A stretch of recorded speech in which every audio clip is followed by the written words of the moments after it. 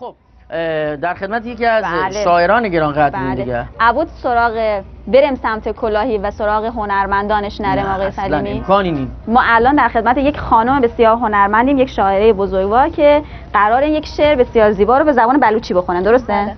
خب سلام علیکم، خیلی خوش اومدید. به نام خالق رب رحیما، محمد سرور صاحب جبینا.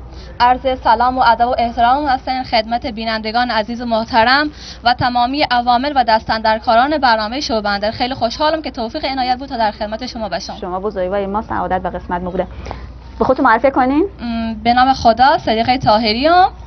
شعری که خواهم تقدیم حضور شما بینندگان عزیز بکنم در وصف مردم کلاهی و شهر کلاهین با زبان بلوچی. بفرمایید. خداوندا برون شهر کلاهی، کنون سیل و سلامی بو کلاهی. کلاهی مردمان کل با صفا اند، کلاهی مردمان کل با صفا اند. کلاهی مرد و جن کل با حیا اند. کلاهی شهر و روستای شریکند، همخ همدل و همراه و رفیقند. بکار و زحمتا یا راه دینا، بکار و زحمتا یا راه دینا. کلاهی مردم و استن تمنا. اوانن دائما سی جز قرانا، اوانن دائما سی جز قرانا. به حکم خالق آمهربانا.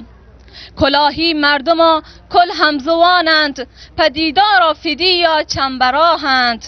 کلاهی رسم بلوچی برقرارند، کلاهی رسم بلوچی برقرارند. همخ شیرین زبان و مرد کارند. کلاهی سرجم مردم بلوچند، کلاهی سرجم مردم بلوچند. جنه نانی گدش پشک و سریغند. کنند کار و تلاش و ذکر ربا، ابند یک دل به وحد جشن و بزما.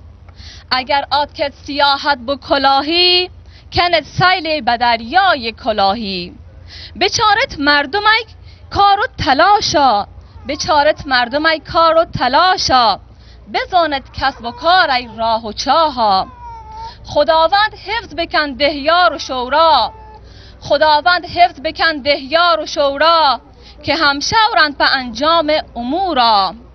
خداوند حفظ بکن دهیار و شورا، که همشورند به انجام امورا. یکی هم سرفرازم و جهانا، یکی هم سرفرازم و جهانا. که اسحاق زریحی نامینی ای در جوانا. بسیار عالی، بسیار عالی، دستتو در نکنه. حالا من بلوچی زیاد بلد نستم ولی متوجه بودم که چطور گفت. قطعا بینندگان عزیزان متوجه بودن. پس جایش هستن که توی لحظه سلام ویژه عرض بکنیم به همه مردمان فعال، کوشا، خونگرم مردم کلاهی.